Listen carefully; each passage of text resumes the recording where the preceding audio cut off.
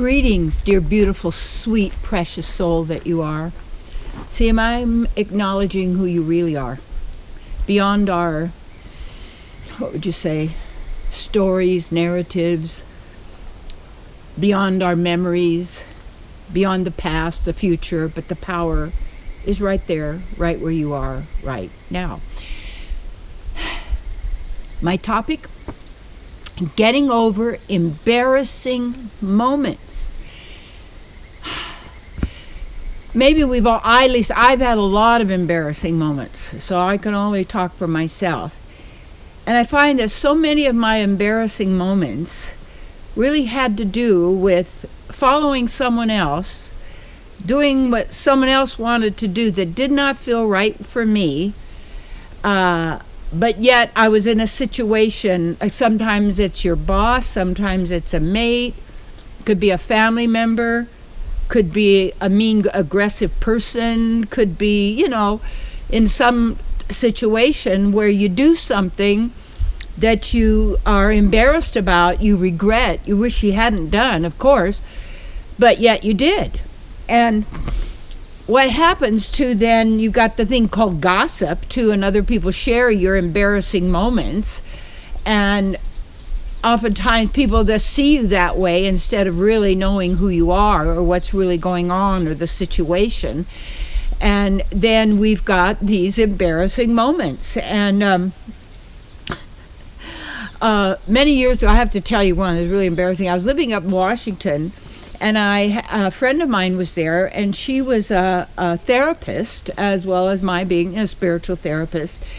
And we had done a lot of breath work, and also she was healing a lot of her birth situations. I guess she had a lot of birth trauma and difficulty, in those when she first arrived. So anyway, we were in the hot tub outside, and it was a hot tub. It was a wooden hot tub. So it was outside, out in the woods, up in the Pacific Northwest. So she asked would I hold her on my lap in the hot tub and feed her a baby bottle with, water or milk. Well, I don't know what she put in it, because she wanted to get over some feelings that she has so I said, okay, so it was fine. I'm a therapist. So we're sitting in the hot tub, and I'm feeding the baby bottle. So up comes the road on a tractor, because I had a driveway. It was about a quarter of a mile long, dirt road. And here comes the neighbor, the redneck neighbor, on the old tractor, and drives up and sees me feeding a woman with the baby bottle, and we're in the hot tub. And it was like, how do you ever explain that? I don't think I could go back to that town again, because I'm sure it was everywhere. And it was like, oh my. So it was like, it was a circumstance, and you don't expect somebody to drive up, on a redneck on a tractor, and what are you going to say? So anyway, I bet we have lots of those. That was a really embarrassing moment.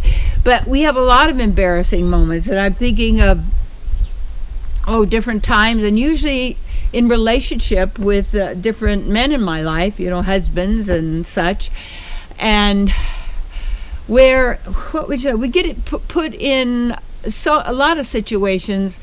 It also, a lot of embarrassing moments really had nothing to do with us, but it had to do with other people perceiving what we were doing, but it wasn't something we were really doing.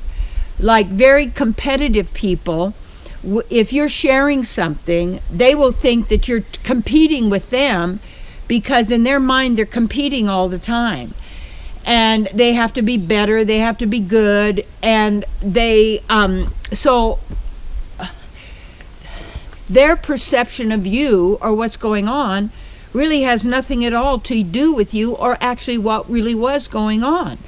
And so oftentimes people never ask, or they never question, or they never do that or find out. And a lot of times it's not really even our business. There was one time in the early days as my ministry, and it was in La Jolla. I think it was one of my first holiday talks or something like that. And so I said, I'm going to say something right now that maybe some of you don't like. And so as I said that, there was a man sitting in the front row, got up, walked down the middle aisle, and left the church. Well, we all watched, and I was like, oh my gosh, he really didn't like it. And then other people, they've got their minds like, what's wrong with him? What went on? I guess he didn't like it. Everybody's got a story in their mind. So then the second service, he's sitting in the front row in the same seat again. And he says to me before the service, he said, I was so hungry. My stomach was growling and making so much noise, I had to get up and leave the service to go out and eat breakfast. Well, that shifted me so much to realize I really don't know what's going on with others. But what I do know is that the mind is dangerous. It is the greatest terrorist weapon ever invented, and it is an invention because you don't need that sort of thing. It's a device. It's kind of like you might call it an app that goes along with this particular manifestation that we are involved in. And yet that mind, and if you watch it and you notice where these thoughts are coming from, and so many of the thoughts are nasty, they're horrible, they're telling people off, they're destroying people, they're causing pain or suffering to themselves and others, and you go, this is not us. When I say, hello, spirit, soul, beautiful being that you are, that's really who you are. It's not about bragging it. It's not about, because every living entity is. And, like they'll say in some teaching, you're not special. Yes, you are. Every person is special. You're not more special than another special being. But it's almost like that we all are the only child of our divine source, our partners, our beloved. You might call it the supreme. But it's always like we're each the only child because we each have our divine with us. And people then perceive even the source or the divine, and like the word God has been so trashed, and it's dog backwards, and it's all, but dogs are nice, God. I mean, it's like, these are just words, and these words have meanings. And then what people believe the meanings, and they think that that's true, and that's the way it is, they act from that. And they allow those thoughts and of those embarrassing moments, or those thoughts of mistakes, or those thoughts of what I could have, should have, or would have, so terrorize them. And I know my own daughter, when she was passing, a little bit before leaving this world, she said, Mama, some really horrible things happened. And she had this guilt. And yet, I said, honey, I don't want you to tell me exactly. I don't want any pictures in my mind. And I said, in one way, I'm so glad you did all that, because, that does not make you happy. And she was really with people that she thought liked her, but they didn't really like her. They were abusing her. And that's why I'm so against this sex trafficking and this, the pedophilia and the abuse of children and these demoniac blood drinking, all of these things, that some people are whatever they are involved in, and then hoodwink others to get into their situation because of some need inside that, well, I thought they liked me. I thought that, and wanting people to like us, and doing things that later on we wish we didn't, or we couldn't, or we should. But you have to get this at some level. I don't know, this sounds stupid. The devil made you do it. And what I'm talking about is the word devil, D-E-V-I-L, backwards is lived, L-I-V-E-D. And so you can also see how the opposites are operating in this duality world. And when you're living back opposite from who you are and what we're really about at our true divine nature, instead of mimicking stories, sitcoms, movies, books we've read, biographies, all of these kind of things of telling of kind of who we are and what's possible. Most of them are complete lies. You could almost You could see how much like huge internet or libraries we had before, and all of it is, so much of it is just story after story after story of believing and doing and ugliness and mean and cruelty and war and violence. We say, well, this is humanity, and we have to get rid of humanity because it's a plague. No. We were taken over because we thought they liked us, you see. We thought that we had, even starting to think or to feel, because in a sense, when you are naive, like a child, a baby, a small little child, so innocent and sweet, you see, and to get taken over, and the trusting of it, and how that abuse, and how there's a programming thing that goes is to abuse, and then to bring the person to you, and then to hurt them, and then love them, and hurt them, and love them. And what this does, and it fractures, you see, people. And you don't know how they got into it, even if they had a wonderful childhood at some level, and then they start associating in another way, or they're watching things, or they get in with the crowd or something. I thought they liked me. But so how do we get over those moments and those times? It's to also realize that we have been living through our thoughts. We've been listening to the second voice that wants blood sacrifices, the killing and eating of animals, the killing and the eating and the blood of humans, the human resources of draining the power and the energy of the divine that you really are. And when we realize all of the other stuff that we've been through, and they've also been through, that we have, the real essence of who we are is just like distilled water. That water isn't polluted, the purity of it, but it gets mixed in with all other kinds of things.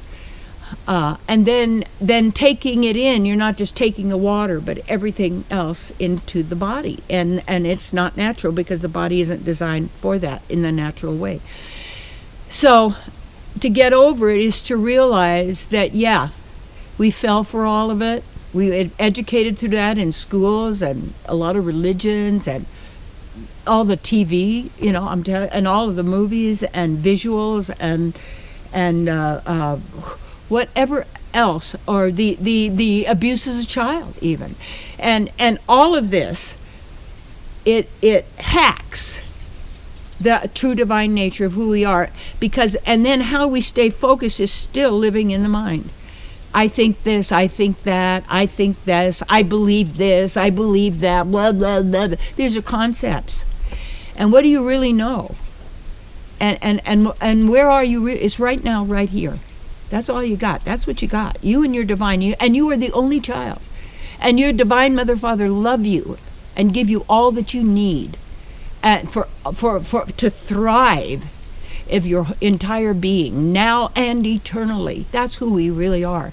And to actually do that, we have to get that on those levels, that, yeah, we have done things, we participated because we agreed, we chose, or we were forced to, or threatened to, or whatever it may be. But you have to get, that never really happened to you, because you are pristine. And yet we've been fooled, hypnotized, lied to, cheated, rewarded, blah, blah, blah. And we've been like a piece of clay in the hands of others.